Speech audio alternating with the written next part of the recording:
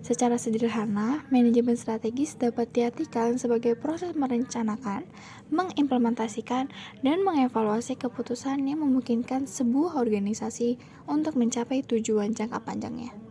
Ini adalah tentang memahami kemana perusahaan atau suatu organisasi ingin menuju, mengidentifikasi cara terbaik untuk sampai ke sana, dan secara terus-menerus menyesuaikan diri dengan lingkungan bisnis yang dinamis.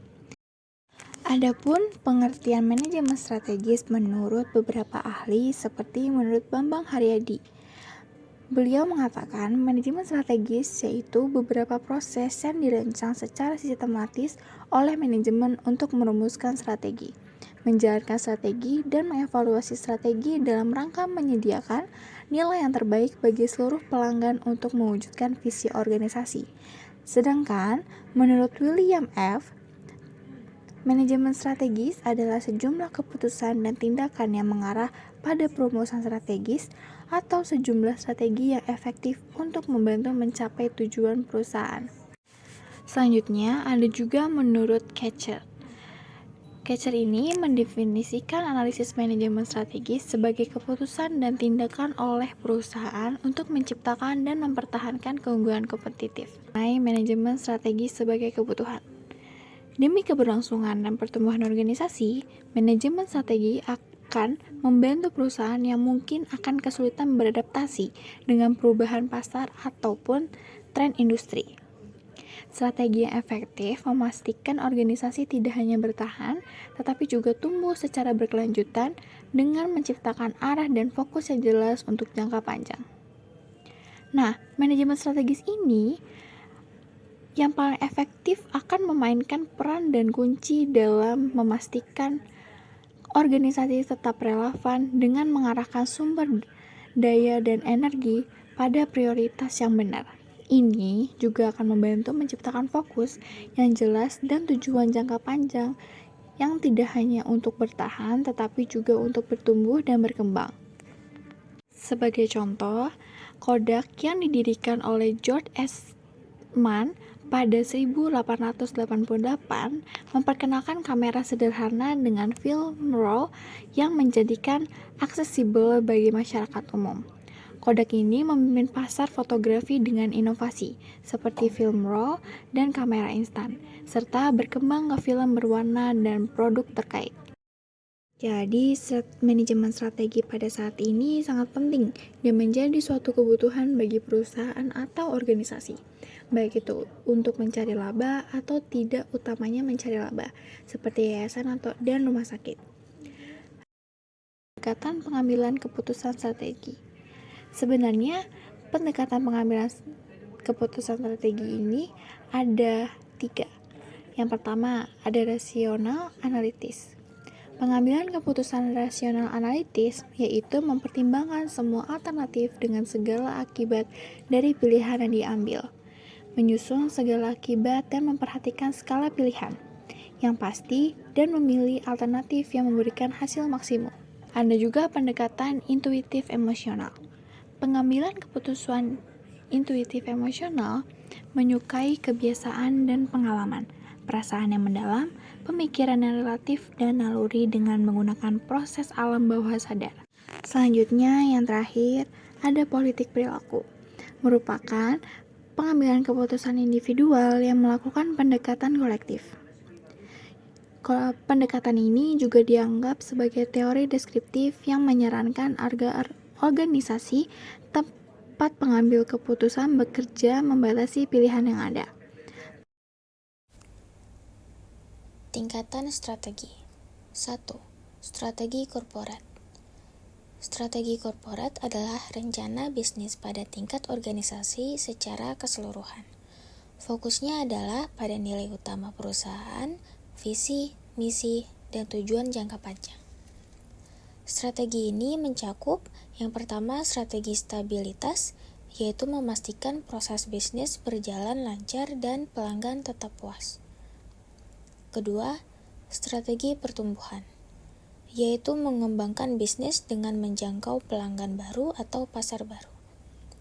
Ketiga, strategi penghematan biaya, yaitu mengubah model bisnis untuk efisiensi dan penyesuaian anggaran. 2. Strategi kompetitif. Strategi kompetitif adalah cara perusahaan bersaing di industri yang sama untuk meningkatkan kepuasan pelanggan. Untuk menerapkannya, perusahaan harus memahami target pasar, produk, tren, dan sumber daya. Contohnya, meningkatkan pengalaman berbelanja pelanggan, menciptakan produk yang unik, dan mengoptimalkan biaya produksi agar lebih efisien. 3. Strategi fungsional. Strategi fungsional mengatur bagaimana bagian-bagian dalam perusahaan, yaitu keuangan, operasional, pemasaran, SDM, R&D, bekerja untuk mencapai tujuan bisnis. Fokusnya adalah memaksimalkan keuntungan dan efisiensi operasional. Contoh penerapannya yaitu perbaikan logistik, efisiensi biaya produksi, desain, dan branding produk. Proses manajemen strategi. 1. Memahami lingkungan internal dan eksternal. Sebelum menjalankan bisnis, penting memahami lingkungan internal, yaitu sumber daya, struktur, budaya, dan kebijakan. Untuk lingkungan eksternal, yaitu sosial, ekonomi, teknologi, politik, dan hukum yang memengaruhi bisnis. Analisis ini membantu mengidentifikasi kekuatan, kelemahan, peluang, dan ancaman. 2. Menentukan arah dan misi organisasi. Visi, misi, dan tujuan organisasi menjadi panduan arah perusahaan. Tanpa visi dan misi yang jelas, organisasi bisa kehilangan fokus dan mudah terombang-ambing oleh perusahaan eksternal. Visi menggambarkan masa depan yang ingin dicapai secara realistis. 3. Analisis SWOT. Analisis SWOT mengidentifikasi yang pertama strength atau kekuatan, yaitu keunggulan internal perusahaan. Kedua, weakness atau kelemahan, yaitu keterbatasan internal. Ketiga, opportunities atau peluang, yaitu faktor eksternal yang bisa dimanfaatkan. Keempat, threats atau ancaman, yaitu faktor eksternal yang berpotensi merugikan. Hasil analisis ini membantu merumuskan strategi yang bermanfaat, kekuatan dan peluang, serta mengatasi kelemahan dan ancaman. 4. Formulasi strategi. Tahap ini meliputi pembuatan misi, analisis SWOT, dan pengambilan keputusan strategis untuk mencapai tujuan. Formulasi strategi dibagi menjadi 3. Yang pertama, strategi korporat, yaitu fokus pada tujuan perusahaan secara keseluruhan.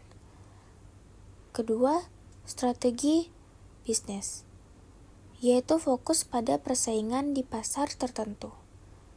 Ketiga, strategi fungsional, yaitu fokus pada implementasi di unit-unit kerja.